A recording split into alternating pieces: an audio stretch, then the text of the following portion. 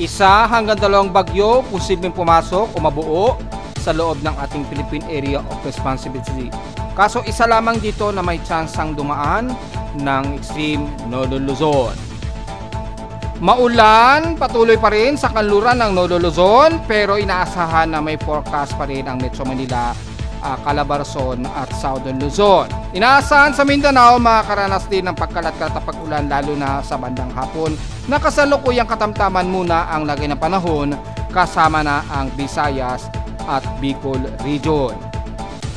At sa wakas, low pressure area o invest na C91W tuluyan ng na-dissipate pagkatungtong sa bandang Central Taiwan.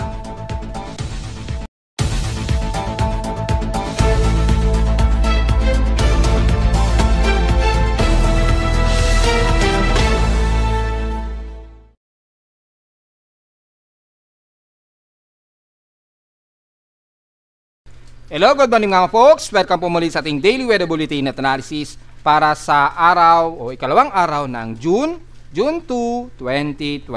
Ang oras sa ating bukas ng umaga ay alas 10:19 na o 20 na ng umaga. Gaya natin sinasabi, hindi pa natin totally ramdam ang habagat, bagamat meron tayong southwest monsoon na sa may bandang kanluran, pero ang gaya nating sinasabi ay patuloy pa rin ang transitioning nito, which is mga ikalawang linggo ng June pa talaga natin tuluyang mas mararamdaman ang bugso ng habagat. Bagamat napaaga lamang kasi dahil sa nahahatak ang southwesterlies ng mga nakaraang araw dulot nitong si Invest 91W. Bagamat nandyan na siya at nagdudulot na ng southwesterly trough rainfall sa kanluran ay inaasahan na magiging makulog at makidlat ngayon ang parte pa rin ng kanluran ng Lolo Luzon. So kung double check natin sa ating bagong lightning detection monitoring, ngayon nagkaka-refresh lamang niya, so wala tayong latest incoming lightning strikes, pero within 2 hours ago ay nakapag-record tayo ng at least total of 18 lightning strikes. Ayan o, within 2 hours ago ito, o within 2 hours po ito. So 18 lightning strikes ang nai-record ng ating lightning detection system kanina. At since wala masyadong localized thunderstorms despite na mayroong surface trap o dahil sa southwesterly dito sa kanluran ng Northern Luzon, ay inasahan natin mataas ang forecast mamayang maghapon na magkakaroon tayo ng mga kalat na pag-ulan. Sa ngayon, hindi pa natin masyado nakikitaan ngayong mag-umaga tanghali, which is na-discuss na rin natin yan sa ating report o kakapos lang natin ng ating forecast report para sa ating rainfall forecast. Sa ating current conditions, overcast, gloomy haze at partly cloudy ngayon sa amin dito sa Caloocan. So medyo mataas ang hot humid sa amin dahil mataas ang aming outside humidity at tumataas na rin ang aming outside temperature na nasa 32 degrees Celsius. Sa lowest temperature ay tala na kay weather station kanina 5:57 AM, nakapagtala kami ng lowest of 25.7 degrees Celsius. Kahapon, 32.7 degrees Celsius lamang, pinakamataas na naitala sa amin na highest air temperature kahapon ito ng hapon at 1:50 PM. At sa ating heat index, well, nasa 45.7 degrees Celsius pa rin, mataas ang aming naging heat index kahapon.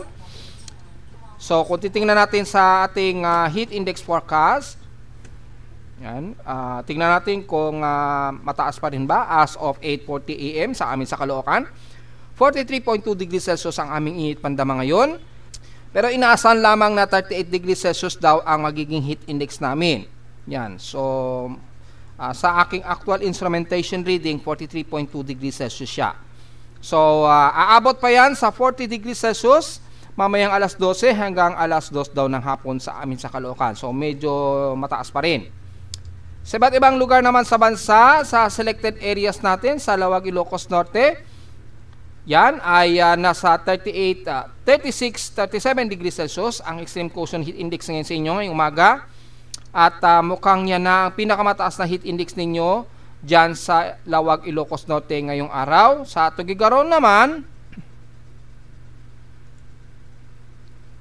yan, nasa 44 degrees Celsius naman ang inyong heat index ngayon. At aabot pa yan sa, grabe ang Alinsangan, aabot pa daw na 50 degrees Celsius ha. Grabe ang taas nito ha. Mamayang alas 2 daw ng hapon yan. So napaka-danger daw ng heat index ninyo ngayong hapon. So grabe ang magiging alingasngas o yung alinsangan ninyo pala dyan. So, gaya na ating sinasabi, despite na dineclare na ni Pag-asa na habagat season na, hindi pa rin tapos yan dahil tuloy-tuloy pa rin ang grabe, ang init at alinsangan, lalo na sa silangang bahagi. Ayan o, sa Tuguegarao, aabot daw ng 50 degrees Celsius ang hinaasahang heat index forecast dyan. So, napakataas. Hindi natin na-expect na ganyang kataas. Mukhang sa kanila ang magiging pinakamataas na heat index ngayong araw. Well, since forecast lamang yan, maaaring hindi mangyari ang forecast na aabot sa 50 degrees Celsius. Siguro mga 48 degrees Celsius. Yan. Pero at least na-ensure natin na ganyan ang range sa magiging forecast inyo sa may bandang Cagayan Valley, sa Tuguegarao. Kung sisilipin na naman natin sa Santiago, Isabela. So sa Santiago, nasa 45 degrees Celsius po ang pinakamataas na heat index sa inyo, pero aabot pa yan hanggang 48 degrees Celsius. Ngayong alas 11 hanggang alas 1 ng hapon po yan. So grabe po ang magiging heat index sa inyo dyan o alinsangan. Dito naman sa may bandang Dagupan ay nasa 38 degrees Celsius po ang inyong kasalukuyang forecast ng heat index. Pero aabot pa rin daw yan sa pinakamataas sa 40 degrees Celsius ngayong 11 o'clock hanggang 12 o'clock po yan ng tanghali. So makapapansin natin dito medyo mababa dahil magiging mas maulan talaga ang kaluran. Sa Central Luzon naman sa Tarlac, nasaan 40 degrees Celsius po ang pinakamataas sa inyo at aabot pa yan sa 43 degrees Celsius mamayang alas 12 ng tanghali yan. So medyo mataas pa rin uli ang ating heat index dyan. Gaya na ating sinasabi, hindi pa 100% tapos ang transitioning. Tuloy-tuloy pa ang transitioning ng hot ray season to habagat season. So hindi pa talaga 100% taghabagat na talaga tayo. Napaaga lang dahil po sa ating invest. Sa Batangas naman, ang heat index sa inyo 45 degrees Celsius po. So grabe po ang init din sa inyo at inaasang aabot sa 46 degrees Celsius ngayong 11 hanggang alas 12 yan ng tanghali. So wag mo masyadong ibibilad at wag masyadong magpa-dehydrate. Sa San Jose Occidental Mindoro naman ay 40 degrees Celsius ang inyong heat index ngayon base sa forecast. Pero tataas pa yan hanggang 42 degrees Celsius ngayong 11 hanggang 12 o'clock yan ng tanghali. Sa Visayas, asahan po ang mas mainit dahil mas katamtaman ang panahon sa inyo. Pero sa heat index, 44 degrees Celsius po ang inyong heat danger po sa inyo. At mukhang yan na ang pinakamataas sa heat index sa inyo sa Cebu ngayong maghapon po yan. Dire-diretso yan hanggang mamayang alauna ng hapon yan. Sa Mindanao naman, sa bahagi ng Davao City, nasa 36 degrees Celsius po ang inyong heat index. At mukhang aabot pa sa 37 degrees Celsius na pinakamataas ng 11 hanggang alas 12 yan ng tanghali. So, considering acceptable ng katawan natin. Sa Zamboanga Peninsula, 39 degrees Celsius naman, pero aabot pa yan ng mamayang 11 o'clock sa 40 degrees Celsius po na pinakamataas ngayong araw. So, mapapansin natin, mataas ang ating heat index ngayon, lalo na sa may bandang Visayas at silangan ng Northern Luzon. Hindi pa rin talaga natin mararamdaman ang habagat o taghabagat dahil under transitioning pa lang talaga. So makikita natin dito ay asahan ang matinding alinsangan sa silangan ng Northern Luzon pa rin, lalo na sa Cagayan Valley at ilang bahagi sa Central Luzon. So yung pangapag-ulan sa atin, medyo magpapakontrol lamang ng temperatura yan lalo sa hapon o sa gabi. Pero not necessarily ay totally taghabagat season na tayo dahil kasalukuyan pa lang nagta-transition pa rin ang ating klima. So malinaw yan mga folks. Samantala ko itatabi naman natin sa PSK streams in past 24 hours. Nanguna nga ang Tuguegarao sa grabe ang kanilang alinsangan at yung kanilang air temperature umabot ng 36.6 degrees Celsius in past 24 hours. Sa pinaka-lowest naman sa Baguio, 17.4 degrees Celsius po ang kanilang lowest temperature at sinula naman ang Zambales pa rin sa iba. Nakaramdam pa rin sila ng grabing ulan at 154 mm na total rainfall. Wala kami pag-ulan kahapon pero kaninang maga nagkaroon kami ng 6 mm na total rainfall dahil nagkaroon nga ng morning rainfall at pumasok yan sa ating forecast mula pa kahapon. Yan, so malinaw po yan. At sa atin namang outside humidity, nasa 79% po yung high concentration natin ng humidity. So inasa natin na humid po tayo, mapahat man yan o mapakload. At bumaba lang ito ng 4% since last hour. 1,008 hectopascals po ang ating atmospheric pressure. So medyo thunderstormy pa rin tayo and steady ito since last hour. High tide and low tide status, well, medyo moderate. Pagitan ng high o low, so may mahigit 3 hour pa tayo. para maximum high tide mamayang alauna ng hapon. Double check natin kung gaano kataas ang magiging sea level niyan. Aabot ng 1.2 meters ang taas ng sea level mamaya. 1:49 PM po yan base dito sa ating forecast po. Ngayon, double check naman natin kung magiging maalon ba sa karagatan natin sa bansa kasabay ng pagtaas ng sea level dahil po sa ating high tide mamayang hapon. Well, medyo mataas po ang ating alon within 24 to 48 hour period, lalo na sa kanluran ng Nolo Luzon, maabot ng 1.25 meters ang taas. So, medyo ingat po o kumari restayin muna kayong pamalaot dito sa kanluran ng Nolo Luzon, mula Ilocos Region hanggang Zambales. Mataas po ang ating alon dyan. Kasabay ng gale force winds, dala pa rin ng southwesterly trade wind dyan sa kanluran. Pero sa nalalabi ng bansa ay wala naman tayong problema. So, ingat na lamang sa gale force winds, dala naman ng easterly trade wind. Bagamat mahina na yung easterly trade wind natin dito sa silangang bahagi ng bansa. So, wala tayong magiging problema sa mga papalaot ngayong araw po. Maliban na lamang sa kanluran ng Nolo Luzon. Then, unahin natin ngayon yung status ng ating geomagnetic field. Then, nagkaroon tayo ng severe G4 na geomagnetic field. Base dito sa atin ay ngayong araw, aabot pa raw sa G3 or more than KP2 index o KP3 index. So, maaaring umabot pa ng KP7 index o G3 geomagnetic field ngayong araw. Ayan, base dito sa forecast. So, ngayong tanghalian o bandang hapon po. Pero magpropagate yan mga around 2 PM po base sa extended forecast nito sa universal time coordinates. So expected ang KP index of 5, yes, aktibo siya, G1 minor pa lamang as of 9:37 AM arrival alert. So alam na natin magiging potential na i-discuss na natin yan sa report sa Facebook page. Nasa natin yung geomagnetic latitude, yung biglang fluctuations ng power grids natin. Minor impact ng satellite, yung medyo hindi ko accurate, yung magiging global positioning systems natin at magkakaroon ng ilang down sa ating mga satellite at solar panel. Bakit kasama ang solar panel? Dahil kahapon nagkaroon tayo ng severe solar radiation, nagkaroon ng halos S3 na solar photon flux since kahapon. Umabot ng 58.3 na mahigit sa yan, halos ayan, 600 o yan, mataas, 590 to 637 ang pinaka-highest peak na mega electron ball. So, S2 alert po siya. Yan, para sa pinaka-detalye, makikita po ninyo dyan, i-click naman ninyo dito sa pinaka-proton chart kung gusto niyo mas detalye. Yan, maglo-loading siya, then makikita nyo po yung taas ng solar photon flux. 6.6 po siya o 7. Dahil 666. So, almost 7 po siya na inabot.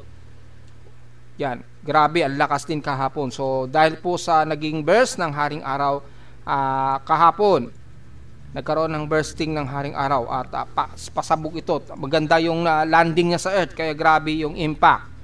So, nagkaroon tayo ng CB na KPE index kahapon. And then nag-strong ito na 7.33 maghapon, 7.67. At kaninang madaling araw, umabot pa siya ng KP7. At ngayong umaga, KP4 index siya. So inaasahan natin na posible pa rin umabot ng KP7 ha. Ayan ha. Base dito sa forecast ngayong araw. So makakaramdam pa rin tayo na para tayo nasa loob ng microwave oven. Sa mga taong medyo mas sensitive sa solar radiation, ako nararamdaman ko para ako nasa loob ng microwave. Parang niluluto yung loob ng katawan. Ganun po yung parang pakiramdam natin. So, grabe ang significant na bato sa ating magnetosphere. Ayan, oh. Buti na lang, nag-barred. Lakas ng bouncing, oh. Ito yung, imagine mo parang bullet na tumama sa shield natin sa Earth, yung magnetosphere, boom, biglang tumalbog. Pero yung absorb niya sa ating magnetosphere, napakalakas. Kaya nagkaroon ng ganito, nag-bounce back. Then nag-penetrate pa yung iba. So nagkaroon ng matinding impact. Yun. So wala tayong ionospheric TEC range. At sa ngayon, moderate yung ating auroral activity sa North Pole and South Pole. So base dito ay mula kahapon, ayun ang lakas ng propagate ng kanyang radial velocity. Sobrang bilis, umabot ng more than 900 km a second. Yan, no? Grabe, lakas. Then dumirekta sa Earth. So lakas ng photon flux natin. Kaya laki na naapekto sa ating D-region absorption. Nagmahigit sa 30 to 35 megahertz. So within 2 minutes, wala namang bagong arrival of solar X-ray flux. So inaasahan natin yung solar flare probability 60%, at inaasahan nating mababa pa rin ang ating 40 to 80 meters sa umaga at 10 to 12 meter naman sa gabi na high frequency propagations naman yan. So makikita natin yung propagation ng sunspots. Medyo lumilis na ng bahagya sa Earth pero nakatutok pa rin yan, ha. So wag baliwalaan. Kaya mataas ang ating forecast pa rin sa ating geomagnetic field. 97 ang ating daily sunspots ngayon at nasa very high speed po ang ating solar wind speed. Ayan, oh, grabe, oh. Moderate speed na siya. So 853.3 km a second. So more than 2 million kilometer yan. So grabe kang bilis. Yan, tuloy-tuloy pa rin yung pag-create ng burst ng haring araw associated ng solar radiation at yung black hole, yung pinaka parang solar hole, yan, oh, may butas pa rin. So expect natin na tuloy-tuloy pa rin ang propagation ng ating solar radiation at solar field. Grabe yung pagkabutas ng surface ng haring araw. So, yun po yung ating analysis at diretso agad tayo sa ating almanac. Yan, sumikat po ang haring araw kaninang 5:25 AM at inaasang lulubog po ito mamayang 6:22 PM. Ang ating 39% illuminated na po na haring araw. So, pa-moonrise pa lamang, kaka-moonrise pa lamang at negative 5 degree elevation, altitude. So, mag-moonrise pa lamang ito ngayong 11:13 AM. Pa-moonrise pa lamang po ngayong umaga at lulubog ito eksakto halos maghating gabi 11:58 PM. At sa ating local weather outlook para ngayong Martes ayan, sa ating local weather outlook para ngayong Lunes at Martes, partly cloudy ang ating inaasahan na may inaasahang localized thunderstorms naman sa hapon, which is pinakita na natin yung forecast. Well, kung i-double check po natin yan sa ating rainfall forecast, makikita po dito is malinaw po na uulanin ang bahagi na ito ng kanluran ng Northern Luzon ngayong 8 o'clock. So kaninang umaga nakaranas na kami ng pag-ulan, at sa may bandang Davao region naman ay makakaranas din ng mga scattered rain showers and localized thunderstorms. Pagsapit naman ng hapon ay magiging malawakan ang pag-ulan sa kanluran ng Northern Luzon. So maapektuhan kasama ang Metro Manila at ilang bahagi ng Laguna pang Batangas. Ayan, base dito. Yan, kung zoom in natin, apektado ang halos buong kanluran ng Northern Luzon kasama ng Pangasinan, Zambales, Bulacan, Metro Manila, Mindoro o hilagang bahagi ng Palawan sa Coron, Palawan o El Nido. Sa Mindanao naman, bagamat katamtaman, pero asahan ang isolated and localized thunderstorms, lalo na dyan sa may bandang Zamboanga Peninsula at Davao region po. Pero mahihina at katamtamang pag-ulan ang inaasahan dyan. Hindi kagaya sa kanluran ng Luzon, malawakan ang magiging pag-ulan ngayong hapon. So, importante ang payong, ha? Magdala po ng payong mga folks. At pagdating naman ng bandang Dapot gabi ay tuloy-tuloy ang magiging maulan, kabilang na ang Cagayan Valley, northwestern pa rin ng Northern Luzon, kasama na ang buong Ilocos region, hanggang dyan sa may bandang Benguet, Baguio, yan, hanggang Central Luzon, bandang Dagupan, Pangasinan, Zambales. So, asahan pa rin ang potentially na pagbaha, lalo na dyan sa may bandang Zambales area, ha. At kasama na rin sa magiging maulan, katamtaman at ilang heavy rain showers ang posibleng abutin ng Visayas sa kanluran.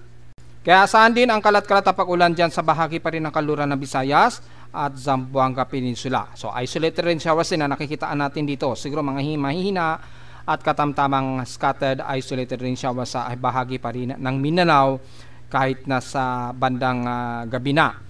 So ingat po sa mga potensyal na pagbaha pa rin, lalo na dito sa bahagi pa rin ng Zambales ng Iiral at ilang parte ng extreme Northern Luzon. Tapos bukas ng Martes, asahan din ng partly cloudy ang maghapon natin at asahan ang tuloy-tuloy na localized thunderstorms. Highest and lowest temperature expected maglalaro 33 to 32 degrees Celsius. And lowest temperature expected ay nasa 27 to 28 degrees Celsius. So parehong mataas ang chance na pag-ulan ngayong araw. 100% chance po yan base sa ating local weather advisory ngayong Lunes at Martes. Since Martes, Lunes na nga po ngayon at bukas ng Martes. So expected ang maging maulan natin sa ating weekdays. Base sa ating short-term weather forecast ay tuloy-tuloy tayo makakaranas ng partially cloudy, maulan at overcast na panahon dito pa rin sa iba't ibang bahagi ng Metro Manila, Calabarzon area and the rest ng Southern Luzon. At asahan ang magiging intermittent na rin na pag-ulan sa extreme Northern Luzon. So diretso agad tayo sa ating ginagamit na satellite imagery. Makikita po ang malawakan pa rin na sa pastrap na ito dala ng southwesterly trade wind po. At tinatawag na rin natin o kinukonsider na nating habagat ito dahil malawakan po at makapal ang kaulupan na dala nito. Kaya lang ang mas concentrated na inulan dito sa mga isla natin ng Scarborough Shoal. Yan. At dito sa may bandang kanluran, nagpapang-abot ang mga malawakang ulan nito. So, inaasahan ang maulan ang ating maghapon dito sa kanluran ng Luzon mula Ilocos Region, pababa na yan ng Zambales. At inaasahang nasa forecast, matadamay ang Metro Manila at ilang bahagi ng Calabarzon area po. Kabilang na ang Mimaropa, lalo na sa northern parte ng Coron, Palawan o Cuyo hanggang dyan sa may bandang El Nido. Ingat po, lalo na ngayong hapon o gabi po. At makikita natin sa ng satellite imagery ang malawakan na ito ng maulap na panahon at maulan at asahan ng localized thunderstorms mula nga po yan sa may bandang Pangasinan, La Union, Zambales nga po. At sa ngayon ay katamtaman muna ang lagay ng panahon. Medyo overcast and gloomy tayo sa Metro Manila, Calabarzon area and the rest ng Southern Luzon na mas maaraw ang ating panahon dyan sa may bandang Camarines Norte. Sa silangan naman ng Northern Luzon, ngayon ay medyo mas maaraw pala muna kayo dyan hanggang ngayong tanghali, pero inaasahan ngayong hapon ay magkakaroon kayo ng mga localized thunderstorms dyan at mga kalat-kalat na pag-ulan sa buong Cagayan Valley hanggang sa buong Aurora region na yan, pababa ng Camarines Norte and the rest ng Bicol region. And the rest ng Southern Luzon, magiging maaraw at katamtaman ng panahon sa atin ngayong umaga at nitong pagdating ng hapon. Bagamat nakataas ang forecast na magkakaroon ng mga isolated rain showers sa iba't ibang bahagi ng Southern Luzon area at Balawan. Katamtaman at maaraw at malinsangan sa buong bahagi ng Kabisayaan natin at Mindanao ngayong umaga at ngayong tanghali, pero pagdating mamayang hapon inaasahan ang magiging maulan sa ilang bahagi ng Davao region lalo na ngayong hapon po. So anasahan ng mga isolated rain showers and localized thunderstorms sa buong Sorsogon area at Davao region. Pero sa ngayon ay medyo maaraw muna kayo dyan at malinsangan. Kabilang na ang Zamboanga Peninsula sa hapon o sa gabi, asahan ang isolated rain showers and localized thunderstorms po. Mga mahina at kantamtaman lang naman ang pag-ulan. So mostly ang magiging concentration na magiging malawakan ng pag-ulan, ang kanluran pa rin ng Northern Luzon. Yung area na yan, yung binilugan natin yan. Yung kanluran na yan, ang mas maapektuhan, ang malawakang pag-ulan, dulot pa rin ng southwesterly trade wind na yan. At magkakaroon ng mga potentially heavy rain to violent at mga ilang violent thunderstorms kung sakali man dito sa kanlurang bahagi ng bansa natin. Hindi kagaya sa bahagi ng Southern Luzon, Visayas at Mindanao na medyo mas moderate at katamtaman ng panahon. Medyo fairly weather pa nga ngayon sa may bandang Visayas. Kaya lang matindi ang humid at hot humid at tinding init. Dala nga rin ng istelis dito sa silangang bahagi nga po ng dagat Pasipiko natin. Pero asahan pagdating ng hapon, magiging saturation yan, mataas ang saturation at expected ang mga kalat-kalat na pag-ulan na may pagkilat at pagkulog maging sa katimugang bahagi ng Mindanao. Base naman sa ating binamatayan sa ating computer-generated tropical cyclone sector ay nanahimik na po itong C91W at tuluyan na inalis ng aking tropical cyclone sector sa listahan. Pero mapapansin natin yung naging galaw nitong C91W ng mga nakarang araw. Makikita ninyo ay despite na medyo magulo ang naging kilos niya,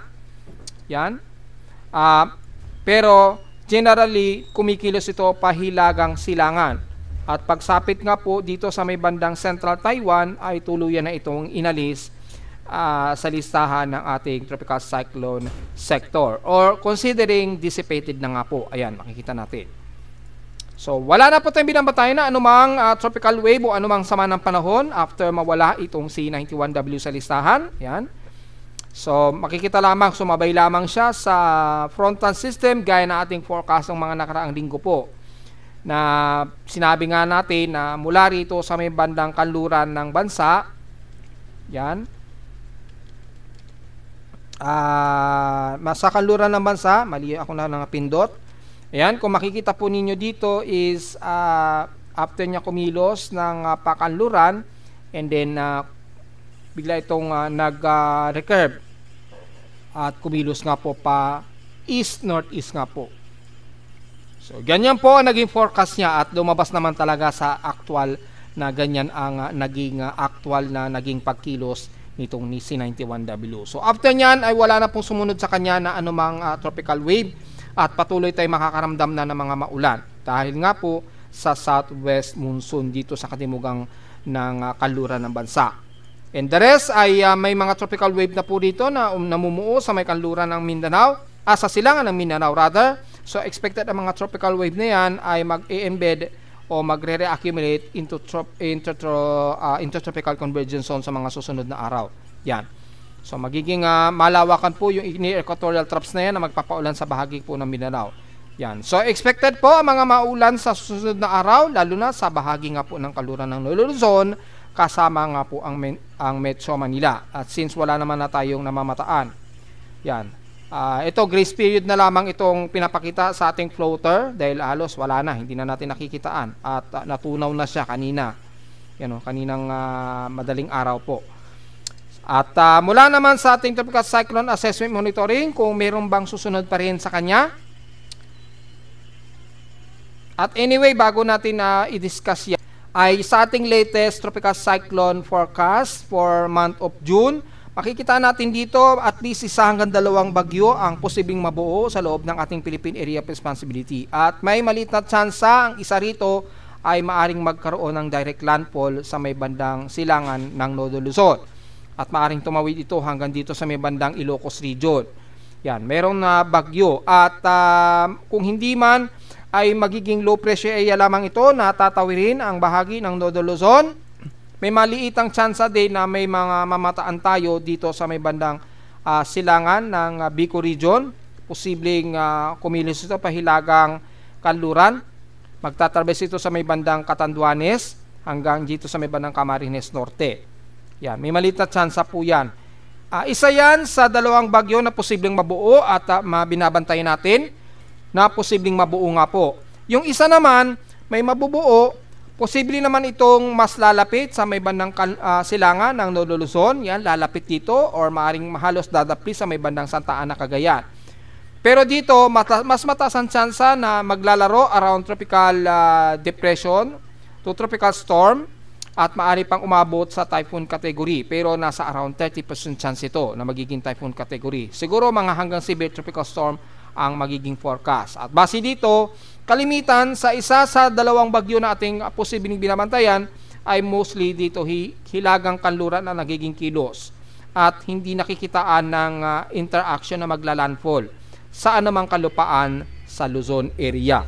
Pero mataas ang chance niya at least 60% na kapag ito ay nabuo sa loob ito ng ating Philippine Area of Responsibility or maaaring mabuo ito sa labas ng Philippine Area of Responsibility pero i-declare ito as active na bagyo pagpasok ng ating Philippine Area of Responsibility. Yun po ang pinakamagandang paliwanag at context niyan.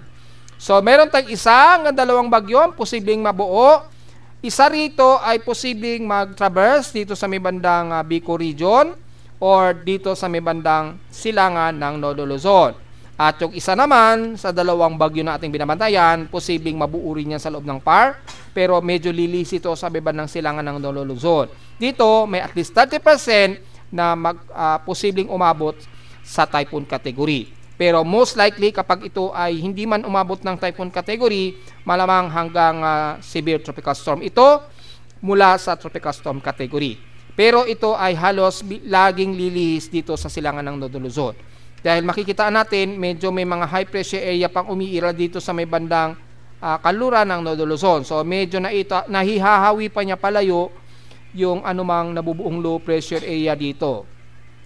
At yung isang maring tumama sa lupa ay tsambahan na kapag humina o wala masyadong high pressure area dito sa hilagang kanluran ng Nodo Luzon. So magre-rely yan o magdedepende yan sa galaw ng ating high pressure area sa itaas. Kapag ka nagkaroon ng butas dyan, ay maaring tamaan tayo dito sa Northern Luzon or bandang Bicol region. Pero kung nataon naman na may high pressure area tayo na malakas, medyo lilis itong bagyo at maaring mas lalapit ito sa may bandang Cagayan Valley. Kung hindi man, ay totally lilis ito at kikilos ito pahilaga. Yan, pahilaga ang magiging kilos o pahilagang kanluran kaagad na hindi tatamaan ng direct landfall ang Luzon area. So, malinaw yan mga folks. Pero sa ating global tropical cyclone assessment monitoring mula sa ating computer models, wala naman tayong nakikitaan dito na anumang sama ng panahon mula kay GFS. Ang forecast nito hanggang June 10 o June 9, 2025. Mga ilang surface trap lamang sa member ng Mindanao at yung ulan na dala ng habagat magpapaulan pa rin sa kanluran ng Northern Luzon hanggang Mimaropa area. Yan o. Kay SMWF naman ay tropical wave lang din ang iiral sa may bandang Kamindanawan at dito sa kanluran ng Northern Luzon yung umiiral na southwesterly trade wind natin. So magpapaulan ng intermittent o kalat-kalat madalas sa hilagang kanluran ng Northern Luzon. Kay NABGEM naman, mayroong namamataan si NABGEM na forecast na may mabubuong low pressure area sa southeast ng Guam po yan. Ayan o. So kung ipopost natin yan, makikita natin mabubuo yan by June 7 o June 8. So, probably mga June 6. Magkakaroon na siya ng surface trap ng June 6. Ayan, no? So, mabubuo pa pala ito sa may bandang timog silangan ng Guam. Then, dadaanan nito mismo ang bandang katimugan ng Guam. Ayan, no? So, June 7, Sabado po ito. Then, makikita natin ay dito ito mabubuo. Pero mataas yung atmospheric pressure niya. Lumalabas hanggang 1,008 hectopascals. So, napaka-disorganized pa nung forecast nito ni NABGEM. At sa ngayon ay mabubuo lamang siya muna sa may bandang Guam area. At wala pang nakikitaan kung ito ay lalapit sa anumang kalupaan sa bansa. So tingnan po natin since napaka-insignificant pa yung forecast ni NABGEM dahil wala pa namang nakikitaan kay ECMWF at GFS. Sa ating global spectral model naman ay patuloy pa rin ang iiral yung southwesterlies natin na magpapaulan sa kanluran ng bansa, especially Northern Luzon, pero wala tayong nakikita na anumang tropical wave o low pressure area. Medyo merong Coriolis circulation dito. Siguro ito yung pinapakita ni NABGEM. Ayun, no? Medyo merong shallow na nagkaroon ng bahagyang Coriolis circulation dito. Ayan, no? So, June 4 naman ito. Medyo June 4 ang pinapakitaan na forecast nito. So, tingnan natin. Ayun, no? Malamang shallow trough lamang yan. So, napaka-disorganized pa ng forecast. Sa mean sea level pressure naman, ay makita natin dito, wala naman tayong nakikitaan na mas mababang atmospheric pressure. Tapos, yung ridge of high pressure area sa hilagang kanluran, naglalaro lamang sa pinakamababa na 1,080 hectopascal. So, maaaring magkakaroon lamang tayo ng pag-ulan sa kanluran ng Northern Luzon. Pero, anumang tropical cyclone development ay so far negative naman. Sa ating tropical cyclone strike probability, makita natin negative pa rin na maapektuhan ang ilang bahagi ng bansa. So, negative tayo for the next 72 hours and then by T96 hour period. Tingnan natin kung magkakaroon nga po dahil nabanggit na nga po natin pagsapit po ng bandang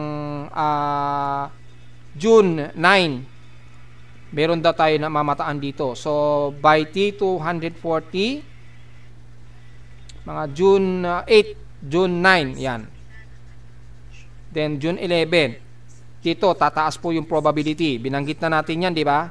Sa kanluran ng Northern Luzon. So, dito, malalaman natin by June 9. Estimate natin yan.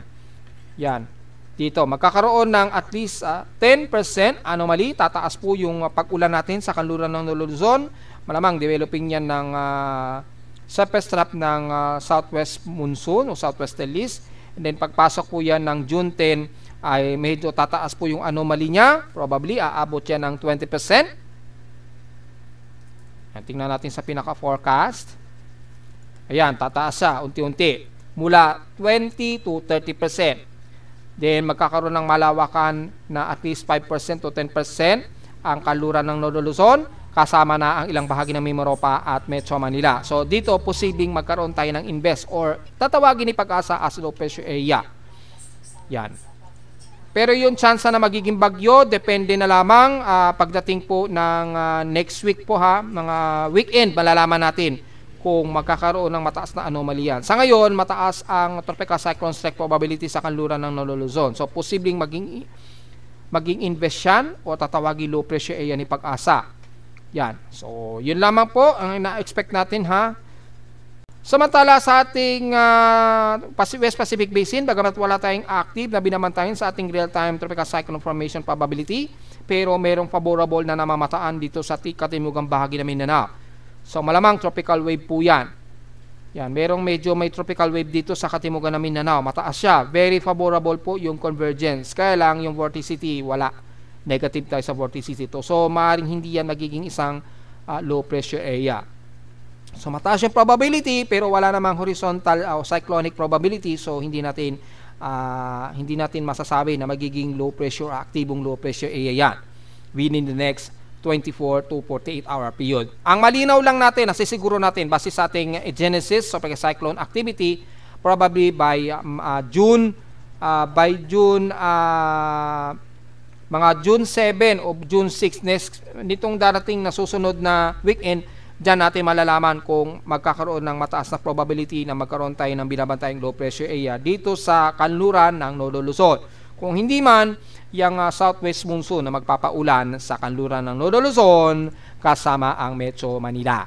So sa ulat lindol, well, medyo noisy ang aking seismometer ngayon dahil medyo lumalakas-lakas na naman yung bugso ng hangin, dumadalas na yung vibration ng hangin at mga pagkulog at pagkilat. However, wala naman tayong namamataan dito na mas malalakas sa mga paghinig. So medyo noisy ang ating seismometer ngayon, medyo mahirap mag-filter ng mga below magnitude 4.0 pababa.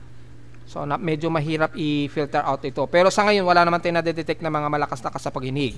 Mula naman sa data feed ni PBox ay mula kanina madaling araw wala rin silang naitala na magnitude 4.0 pataas so far base dito. So negative din tayo. Yan, wala tayong namataan din na anumang malakas-lakas na magnitude 4.0 pataas. Well, hopefully na-filter out na ni PBox ito. Tingnan natin. Pag hindi pa ay hindi pa natin medyo mauulat ang masyadong maayos na total earthquake. Pero tingnan natin for the month of June, na-filter out na. So maganda. Maaga nilang na-filter out. So mabibilang na natin ang total earthquakes natin ngayong araw ay 62 total earthquakes. So ang 62 lamang dito is magnitude 2.0 pataas. And so far, wala tayong naitala na kahit isang magnitude 4.0 muna ngayong araw. Wala. So 0, totally magnitude 2.0 pataas lamang ang meron tayong namamataan dito. Marami na kaagad dito sa may bandang Southeastern Visayas at Mindanao area. Yan. Pero yung mga malalakas sa paghinig, medyo wala pa tayong naitatala. So wala pa tayong masyado maiko-komento ngayon, pero ang total earthquakes natin ngayon so far ay 62 total earthquakes na. At narito naman natin 3-day weather forecast para sa ikalawang araw ng June 2025.